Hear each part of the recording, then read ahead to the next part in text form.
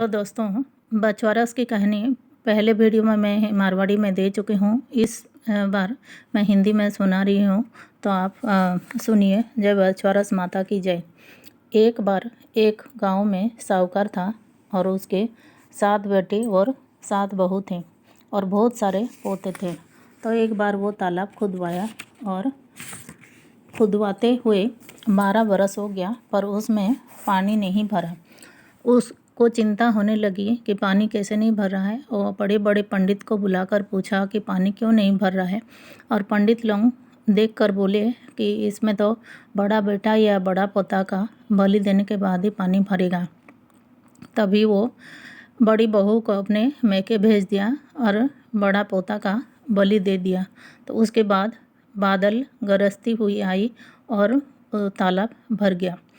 तो जब बछवारस आई तो सब बोले अब तो तालाब भर गया, अब चलो पूजा करने चलते हैं। तो साहूकार ने दासी को बोल के गए कि गेहूँला और धानुला पका लेना। तो गेहूँला का मतलब गेहूँ और धानुला का मतलब चावल, धान से जो चावल बनती है, तो पका लेना यानी खाना बनाकर रख लेना।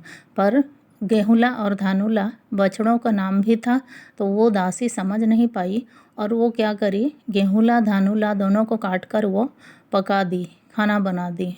मतलब उनको काट कर वो पका दी।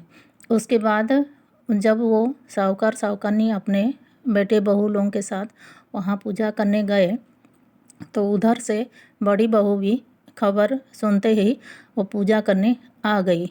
वो जब पूजा करते हुए सबको फुदकड़ा जो करते हैं, फुदकड़ा करने लगे, तभी मिट्टी में से बड़ा पोता को जो बलि दिया गया था वो भी निकल कर बोला कि माँ, मेरा भी फुदकड़ा करो। तभी सासू बहू एक दूसरे तरफ अपने मुंह को देखने लगे और बहू का प्रश्नवाचक जो मुंह को देखकर सासू सारी बात बताई, जो बलि देने की सारी बात बताई।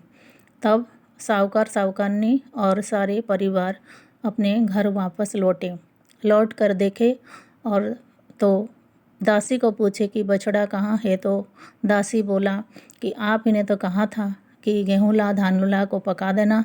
तो साहूकार बोला कि एक पाप तो उतरा ही नहीं है और दूसरा पाप तो कर दी पापी ने।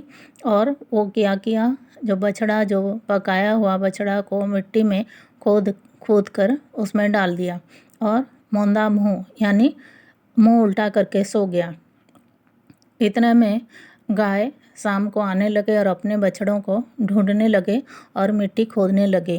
तो इतने में जो बछड़े पकाया हुआ बछड़े निकल आए मिट्टी में से और दूध पीने लगे अपने माँ का। तभी वो साहूकार देखकर बहुत खुश हुआ कि बछवारस माता सब दूर कर रहे हैं, जो भी समस्या है, जो भी पाप है, जो दोष है, सब नष्ट कर रहे हैं। और वो सब तरफ ढिंडोरा पिटा दिया, गांव में हिला फिरा दिया कि सब बछवारस माता की व्रत करना, पूजा करना। और इस कहानी में आया है गेहूँला और धानुला 2 शब्द, जो कि गेहूँला यानी गेहूँ और धानुला यानी धान, जिससे चावल बनते हैं।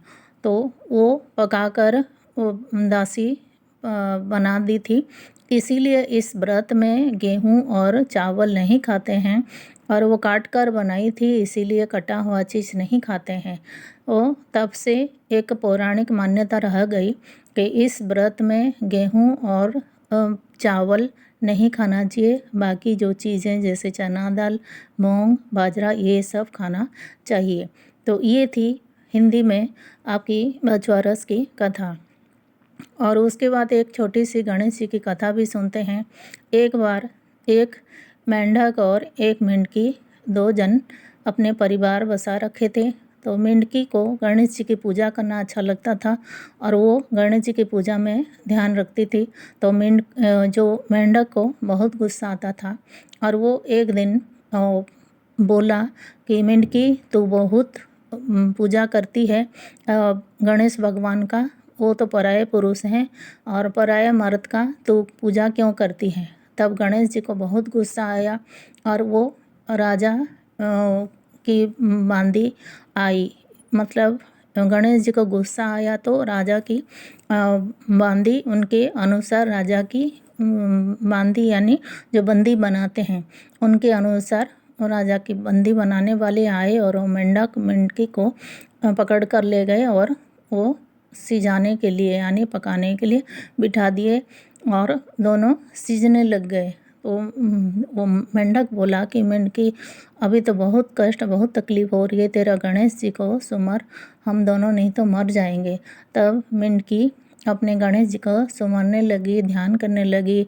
तब गणेश जी को दया आई और इतने में गणेश जी भेजे 2 सांड को और 2 सांड लड़ते झगड़ते वो जो डिश में बिठा रखे थे वो उसमें सींग मार दिए और वो फूट गया। जो मट्टी का जो जिसमें मेंढक मेंढकी को सिजाने के लिए बैठा रखे थे वो फूट गया तो दोनों सरोवर में चले गए और वो दोनों बहुत खुश हुए और दोनों फिर गणेश जी का पूजा करने लगे। गणेश जी महाराज जैसे मेंढक मेंढकी का रक्षा करे हमारी भी रक्षा करना। तो इस तरह आप छोटी सी गणेश जी की कहानी भी सुनना चाहिए इसके साथ। और हर कहानी के बाद में एक जो छोटी छोटी गणेश जी की कहानी सुनना चाहिए। तो आज के लिए इतना ही, और जानकारी के लिए मेरा चैनल को सब्सक्राइब करिए।